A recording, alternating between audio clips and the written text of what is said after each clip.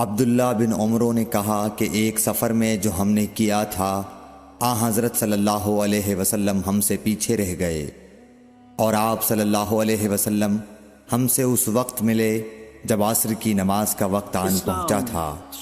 ہم جلدی جلدی وضو کر رہے تھے، پس پاؤں کو خوب دھونے کے بدل ہم یوں ہی سا دھو رہے تھے۔ یہ حال دیکھ کر آپ صلی اللہ علیہ وسلم نے بلند آواز سے پکارا، دیکھو ایڑیوں کی خرابی دوزخ سے ہونے والی ہے۔ 2 یا 3 بار آپ صلی اللہ علیہ وسلم نے یوں ہی بلند آواز سے فرمایا۔ صحیح بخاری حدیث نمبر 60۔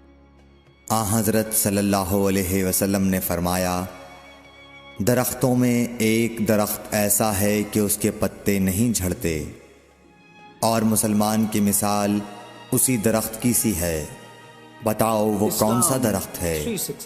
یہ سن کر لوگوں کا خیال جنگل کی طرف دوڑا۔ عبداللہ رضی اللہ تعالی عنہ نے کہا، میرے دل میں آیا کہ وہ کھجور کا درخت ہے، مگر میں اپنی کم سنی کی شرم سے نہ بولا۔ آخر صحابہ نے حضرت صلی اللہ علیہ وسلم سے پوچھا کہ وہ کون سا درخت ہے؟ آپ نے فرمایا، وہ کھجور کا درخت ہے۔ صحیح بخاری حدیث نمبر 61۔